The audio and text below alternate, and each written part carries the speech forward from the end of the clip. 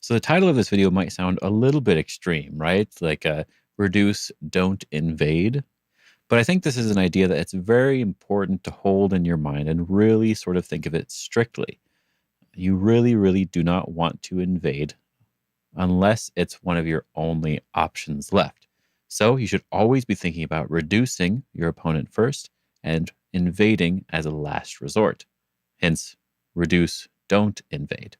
Understanding this concept was one of the things that I think really helped me level up in my game because it also sort of goes along with a few other very important ideas.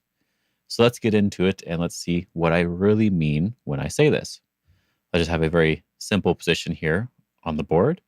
We're going to play all 4 points, going to approach, it's going to back off, and we are also going to back off. This is sort of an old variation that you don't really see too much anymore, but still a great position to look at. Instead of playing anywhere close to this right now, we're going to take an enclosure for ourselves, and then now black will be able to play R14 to get a really nice, solid framework going on the top side of the board. So there's sort of two main end results of invading a position that we're going to see with the move here at A and the move at B. The very first type of results you get from invading, we're going to see here with A, and that is when your opponent gets to surround the invading stone. This is like an old school variation here where we can Hane, block here at the other side, which is kind of funny to see. Well, I guess to Atari, do the tiger's mouth, nice Hane and Atari here, and then surround our opponent on the top. So this end result is that black gets a decent amount of influence or thickness towards the center, and white got to take away some of black's territory. There's definitely nothing wrong with this type of invasion when it comes to if it's going to lose you the game or not lose you the game. But what you are getting with this type of invasion is points in exchange for influence. So that's the first end result that you get when you invade something. The other end result, if we go back here to that first position, if we play at B instead, we can't really surround as easily anymore as black. So the more important way to handle it is to prevent our opponent from getting a base and settling easily. The easiest way for them to settle is to go into the corner. So we kick here, they extend up to extend their liberties, and then we can play a move like M17 now to prevent them from getting a base, allowing white to jump out towards the center, and we can follow along as black. And so the end result of this invasion is a weak group that we will have to take care of for the rest of the game. Maybe if you have a lot of game experience already, you can sort of see what I might be getting at here. And it's a little bit more understandable or more easily understood through the idea of a weak group. When we have a weak group like this, we'll have to be extra careful for the rest of the game.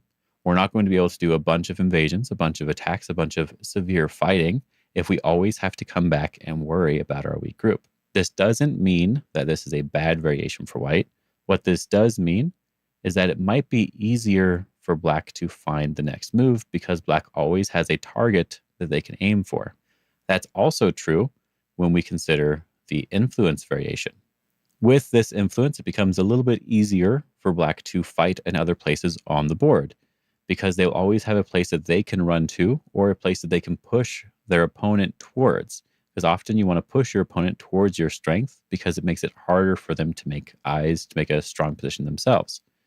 And it's the same idea as the other variation. This doesn't mean that it's bad here for white. What it does mean is that it's a little bit easier for black to find the next move in middle game situations. So let's go back to that first position again. And where can we actually reduce instead?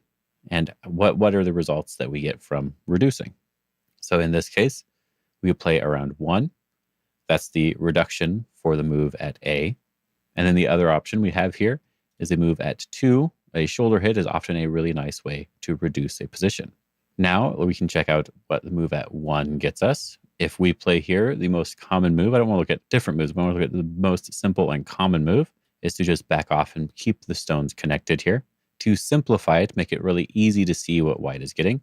When we back off here, we're sort of connecting our stones as well.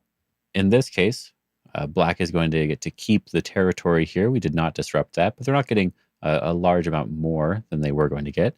That's what the idea of the reduction was. They could have maybe built that up towards the center, but instead we stopped them from doing so. And we are now the ones who are building up towards the center, making a potentially large box-like moyo on the left side of the board. Again, this doesn't mean this is better for one side or the other. This is just an option. So if we go back, we can now look at what happens when we play over here at 2. It may not look like it really involves that top side stone as much, but the idea is that if we're playing here, our opponent is not able to expand their area as much anymore. For example, if we just go back and play our own area to expand, and then Black gets to play on the right side, they started off just having this sort of area here, and now they've expanded it to be a little bit further out like this. You could even argue to expand all the way to the other corner if you really wanted to. What we're doing with the reduction is we're just preventing this extra expanded area here towards this middle area here. So now we can go back. When we reduce here, that's all we're sort of doing. We're just preventing them from growing in a large way. Let's go with a very simple variation here. Just push and extend and slide. This is one of the most common types of variations. And then we can just make our group strong in this case. We can play again on the top. And let's even just play one more move to make this group very, very strong. You can play a lot of different moves here, but just to keep it very simple. Black got to keep their territory. Again, we're not trying to take anything away from them. We're just trying to prevent them from growing in a very large way. And now we're also going to have this group here that while it is potentially a weak group, it has a lot of flexible shape here.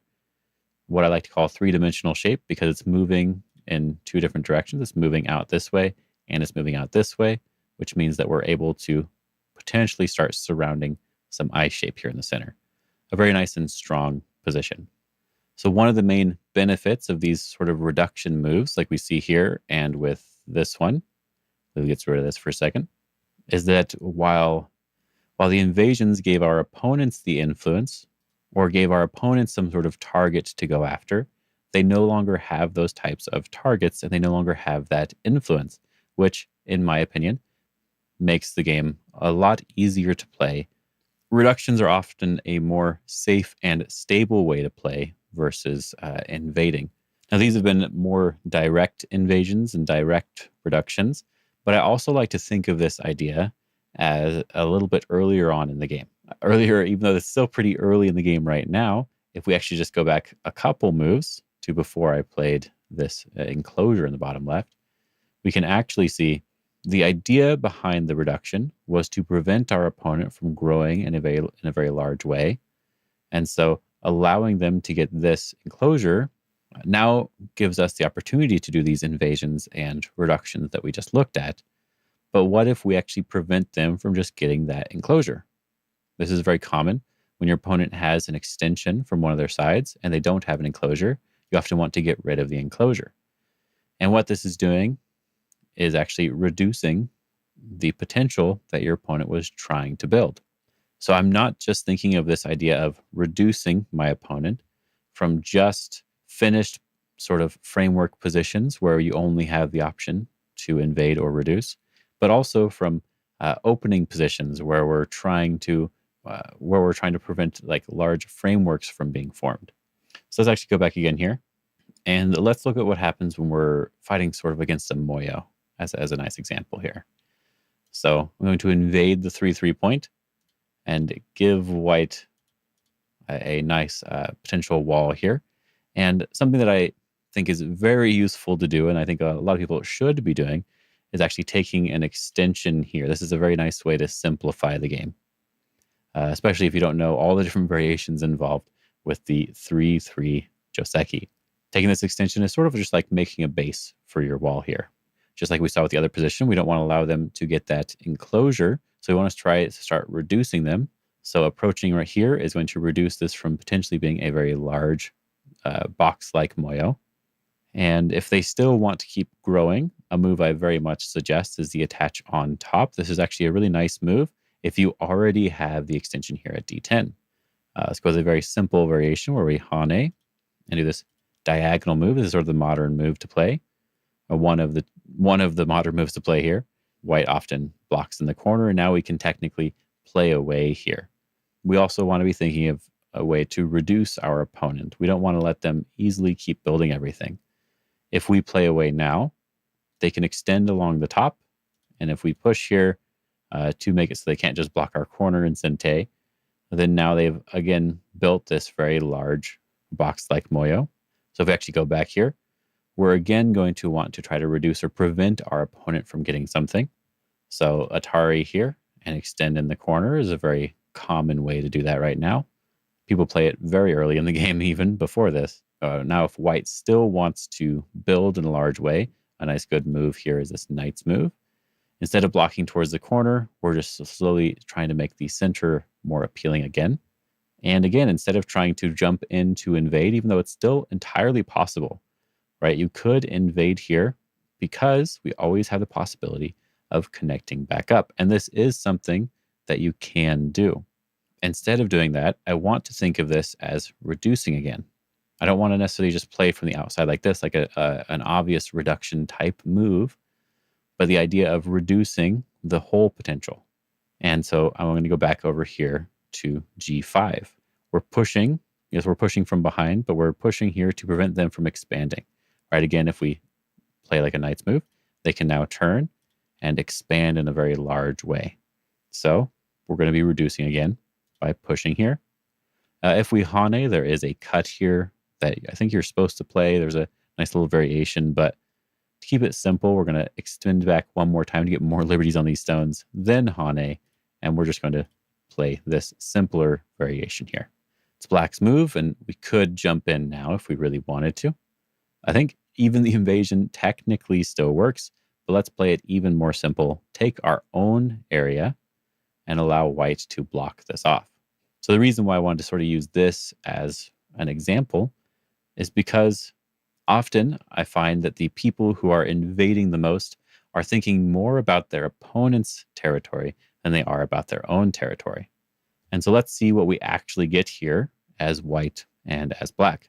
Now, I did count all of this up, and if I remember correctly, it was about 60 to 70 points. If we just say with Comey, we can call it 70 points to make it really clean, but it was around 60 to 70 points, which does seem very, very large. However, we also have to consider what we have on the board.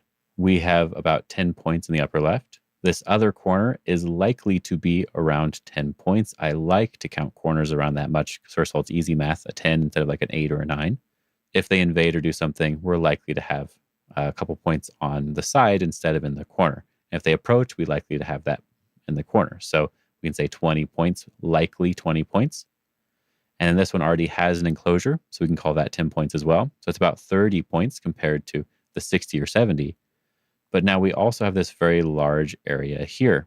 And when I was counting it, I counted it to be around 40 or more points. So we also have around 60 to 70 points here as black. And it is our turn.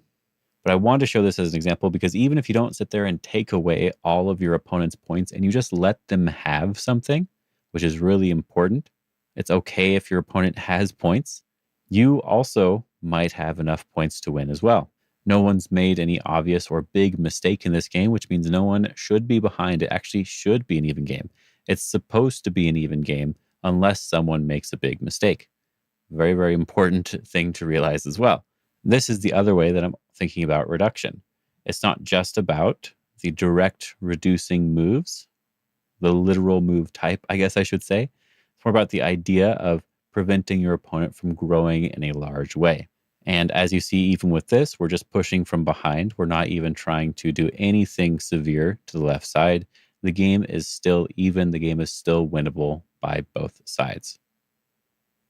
The two main results that you can expect from an invasion are your opponent surrounding your stones and getting influence that they can use for the rest of the game. Having this influence is often very useful in helping you make decisions later on in the game, which makes the game a little bit easier to play.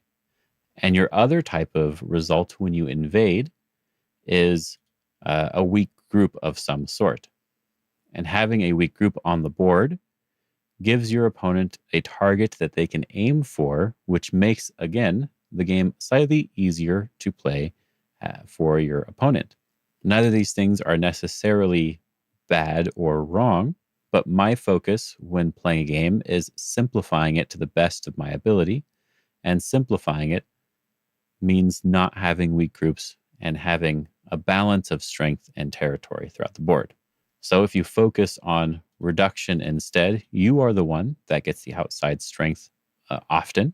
And the idea of reduction is not just about taking influence, but it is also about preventing your opponent from growing in a large way. If you can prevent your opponent from growing in a very large way, then you won't ever have to invade their positions.